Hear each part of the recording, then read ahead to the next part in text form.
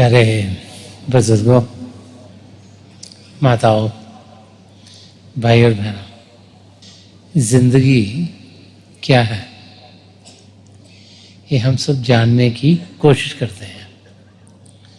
रोज़ाना अपने घरों में देखते हैं कुछ ऐसी चीज़ें होती हैं जो हमें पसंद नहीं आती। दफ्तर जाते हैं या अपने बिजनेस में जाते हैं तो ऐसे लोगों से मिलना पड़ता है जिनके साथ काम करने के बाद हमें दुख दर्द ही प्राप्त होता है। और फिर हम सोचना शुरू कर देते हैं कि क्या जिंदगी दुखों से ही भरी रहेगी? क्या हम करें कि सदा सदा का सुख चैन पाए? हम में से कोई ऐसा नहीं जो कि दुखों की जिंदगी जीना चाहता है। हर एक इंसान की यही कोशिश होती है कि वो खुश रहे, हर पल खुश रहे और उसकी जिंदगी में खुशियां ही खुशियां भरपूर हों। ना ही हम चाहते हैं कि जो हमारे नज़दीकी हैं उनको कोई तकलीफ आए, क्योंकि जब उन्हें तकलीफ आती है तो दुख दर्द हमें भी होता है। और फैमिली में कोई बीमार हो गया, किसको तकलीफ हुई, किसका ऑपरेशन है, तो अंदर से दुख दर्द सबके अंदर भरना शुरू हो जाता है। और फिर जब जिंदगी की ओर देखते हैं तो सोचते हैं कि क्या वो समय आएगा जब हर एक चीज सुखदायी होगी।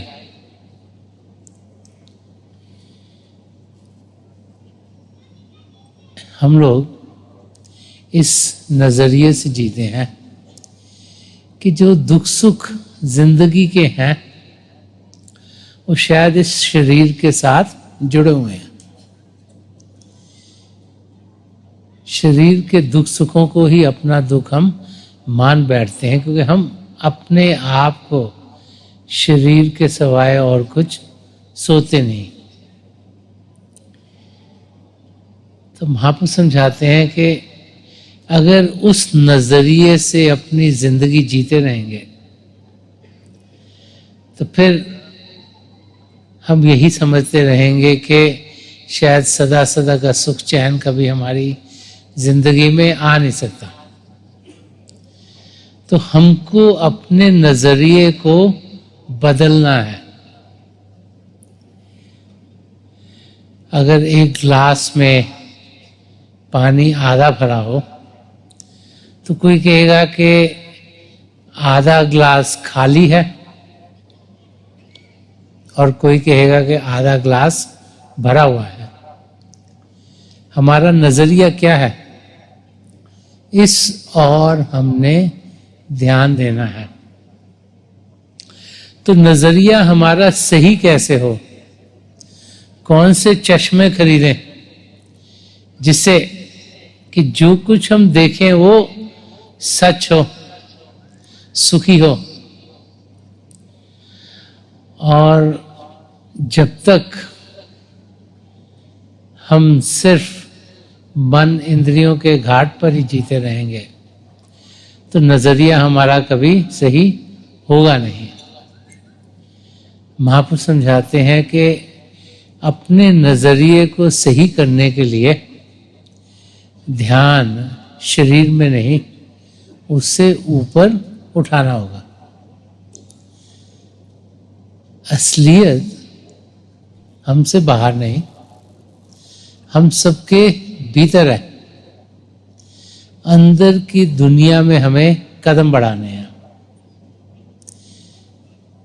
ये जानना है कि पिता परमेश्वर ने ये सृष्टि रची है, उनकी रजा में, उनके भाने में सब कुछ होता है।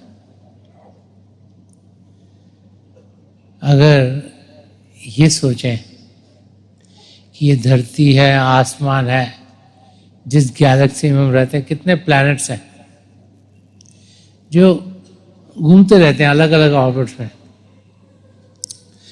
कोई तो उनको चला रहा है, अपने आप तो सब चलते नहीं, ये तो लाखों करोड़ों सालों में टकरे मार के ही हालत खराब होती। इंसान तो सड़कों पे कारें चलाता है, रोज एक्शन करता है, लेकिन प्रभु ने इतनी सारी चीजें, कोई यूं घूम रही है, कोई यूं घूम रही है, कोई ऐसे घूम रही है, चलाई हैं, और वो लाखों करोड़ों सालों से चल रही हैं, चल रही हैं, चल रही हैं। हमारी धरती सूर्य के आसपास करोड़ों साल से चक्कर मार रही है। ना तो उसको पेट्रोल पंप पे जाके गैस भरवानी पड़ती है कि और पेट्रोल चाहिए, ना ही वो डिविएट करती है, चलती जा रही है, चलती जा रही है। कहीं से तो उसको एनर्जी मिल रही है, अपने आप तो नहीं चलती। कोई भी आप कार लें, उसको हर हफ्ते 2, 3, 4 हफ्ते बाद उसमें पेट्रोल डालेंगे, नहीं तो आगे जाएगी नहीं।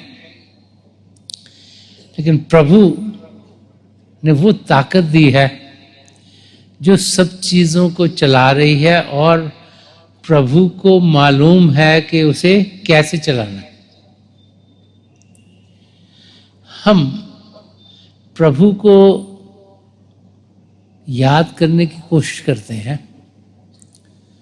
प्रभु में यकीन करने की कोशिश करते हैं, लेकिन करते नहीं।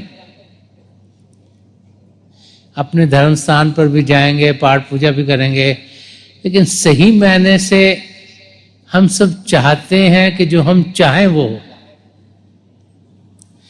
हर एक इंसान की कोशिश होती है कि जो उसको अच्छा लगता है वो उसकी जिंदगी में ढले, और जब जो उसको अच्छा लगे होता है तो हम बड़े खुश हो जाते हैं। और जैसे कुछ ऐसे होता है जो कि हमें अच्छा नहीं लगता, हम सोचते हैं ओहो ये क्या हो गया, प्रभु ने क्यों हमारी जिंदगी में ये मुसीबत भेज दी। क्योंकि हमारा नजरिया बड़ा सीमित है।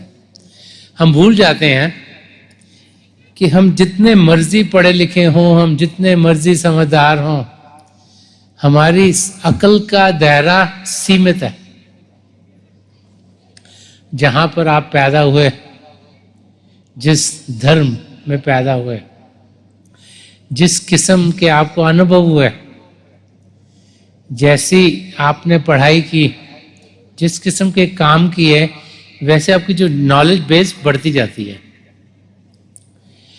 लेकिन जो कुछ भी आपको आता है उससे कई और गुना ज्यादा सिर्फ इस दुनिया में ही ज्ञान है। और आप बहुत पढ़ लिख गए और आपने बहुत चीजें अनुभव करी, जैसे आप अकाउंटेंट बन गए, या इंजीनियर बन गए, या डॉक्टर बन गए, या कंप्यूटर साइंटिस्ट बन गए,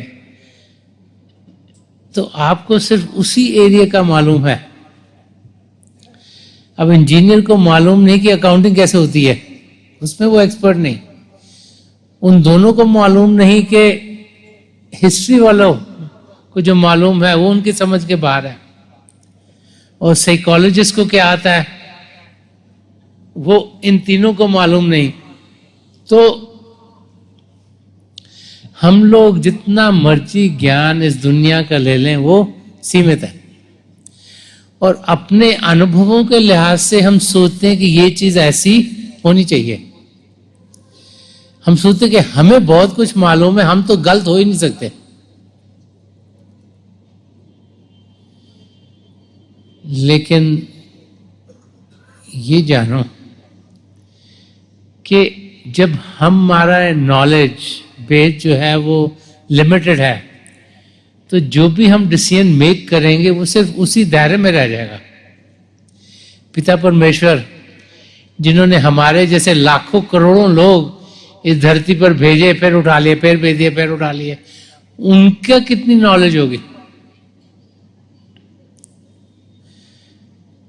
वो जानते हैं कि हमारा पास्ट क्या था, वो जानते हैं कि हमारे साथ इस जिंदगी में क्या होना है, और वो जानते हैं कि हमारा फ्यूचर क्या है। उन्हें मालूम है कि क्या घटना हमारी जिंदगी में घटनी चाहिए, और वही होता है जो उसकी रजा में होता है। इसीलिए जब महापुरुषों की जिंदगी की ओर ध्यान देते हैं तो बार बार बार उनके लबों से यही प्रार्थना निकलती है कि हे पिता परमेश्वर, मेरी जिंदगी में वो ढले जो आपकी रजा में हो, आपकी मर्जी से हो, कि मेरी मर्जी ना चले मगर आपकी मर्जी चले। तो हम तो हर एक इंटरैक्शन कहते हैं मेरी मर्जी चले, मेरी चले, मेरी चले। अब कार भी ड्राइव कर रहे हो, कह रहे मेरी कार आगे हो जाए, ये दूसरे की आगे कैसे होगी? घर में भी पति कहता है मेरी चले, पत्नी कहती है मेरी चले, कोई ना कोई खड़पड़ लगी रहती है। हर एक इंसान सोचता है कि मेरे लिहाज से सब कुछ हो, और हम भूल जाते हैं कि होता वही है जो पिता परमेश्वर की रजा में होता है। और इसीलिए वो चीजें जो हमें दुखदाई लगती हैं, चंद सालों के बाद हमें यही अनुभव होता है वही ठीक था। तो हम कौन हैं, हम क्या हैं, ये हमने समझना है। अगर सिर्फ शरीर तक ही रह गए तो फिर हम असलियत को जान नहीं पाएंगे। महापुरुष हमें समझाते हैं कि प्रभु ने जब सृष्टि रची और अपने हिस्सों को, जिन्हें हम आत्माएं कहते हैं, यहां बसने के लिए भेजा, तो उस हिस्से से प्रभु की डोर जुड़ी हुई है। वो हिस्सा जिन्हें हम आत्माएं कहते हैं वो हमें जान दे रहे हैं। वो प्रभु से भिन्न नहीं, प्रभु से अलग नहीं, उससे जुड़ा हुआ है। लेकिन इस शरीर में जीते हुए, क्योंकि हम अपने आप को मन और शरीर के साथ जोड़ बैठे हैं, तो हम एक स्वप्न की जिंदगी जी रहे हैं। जब इंसान को स्वप्न आता है तो हर एक चीज उसे लगता है कि सही हो रही है। आप में से कईयों को ड्रीम्स आती होंगी, तो जब हम ड्रीम करते हैं तो लगता है कि वो कुछ हो रहा है। जब आंख खुलती है तभी भी समझ में आता है कि वो स्वप्न था। तो इस समय हम जो कुछ इंद्रियों के जरिए ग्रहण करते हैं उसी को असली समझ बैठते हैं। जो आंखों से देखते हैं, कानों से सुनते हैं, नाक से सुनते हैं, जुबान से चखते हैं, और स्पर्श की इंद्रिय है। इनसे जो जो अनुभव करते हैं वो सोचते हैं यही सही है। ये भूल जाते हैं कि इनके जरिए सिर्फ इस फिजिकल वर्ल्ड, ये जो दुनिया है जिसमें हम जी रहे हैं, सिर्फ इसी का अनुभव कर पाते हैं। लेकिन इसके आगे भी कई जहान हैं, इसके आगे भी कई खंडमंडल हैं। उनकी ना तो हमें जानकारी है ना पहचान है, इसलिए इसी मंडल को हम सब कुछ समझ बैठते हैं। तो महापुरुष समझाते हैं कि प्रभु ने हम सब पर, जो कि इस मानव चोले में, शरीर में है, बहुत दया मेहर की कि 84 लाख जिया जून में जो सबसे उत्तम चोला था वो हमें दिया। हमें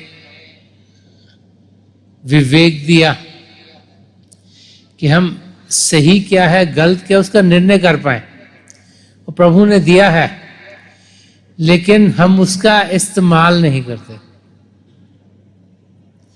अगर आप बीमार हो, डॉक्टर अब आपको दवाई दे, अगर आप खाओगे नहीं तो बीमारी दूर कैसे होगी?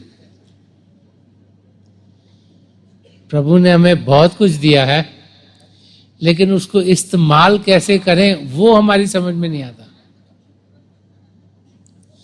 बार बार बार जब भी महापुरुषों की वाणियां पढ़ते हैं, हमें यही समझाती हैं कि हम असलियत को जाने और देखें कि जो प्रभु ने दिया उसका इस्तेमाल कैसे करें।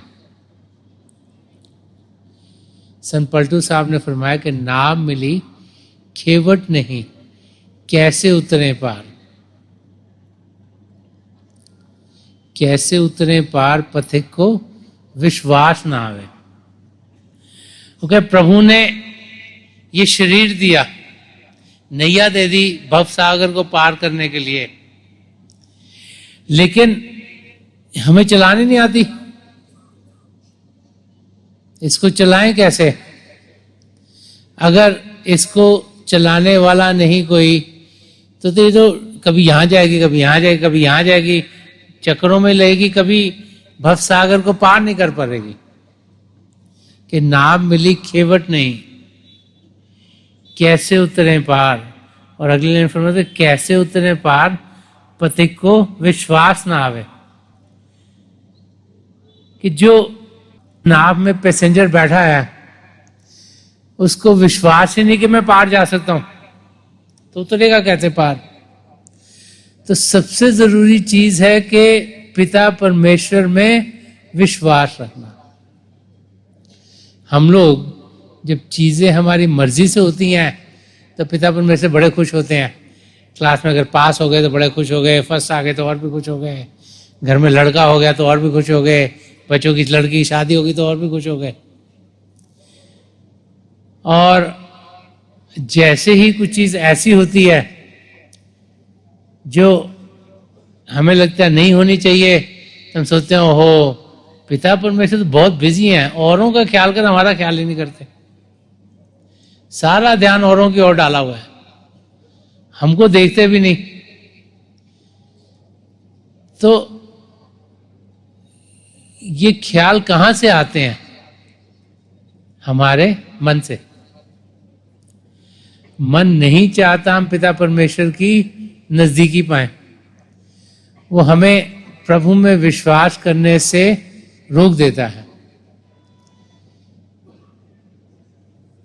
तो सबसे इंपॉर्टेंट काम है मन को शांत करना, उसको काबू में लाना। अगर मन काबू में नहीं होगा तो वो कुछ ना कुछ विचार भेजता रहेगा, भेजता रहेगा, भेजता रहेगा, और हम प्रभु से और दूर और दूर और दूर चल जाएंगे। तो पलटू साहब फरमा रहे हैं कि कैसे उतरे पार पथिक को विश्वास ना आवे। कि सबसे पहले जरूरी है कि पिता परमेश्वर में यकीन करें, उन्हें किसी भी नाम से पुकारें, वाहेगुरु कहें, अल्लाह कहें, परमात्मा कहें, ईश्वर कहें, गॉड कहें, यहोवा कहें, लेकिन उसमें विश्वास रखें कि पिता परमेश्वर ही हमारे को मदद कर सकते हैं। और आगे फरमाते हैं लगे नहीं वैराग यार कैसे को पाए। अगर ये लाइन हमारे को समझ में आ जाए तो फिर जिंदगी का मकसद पूरा हो जाए।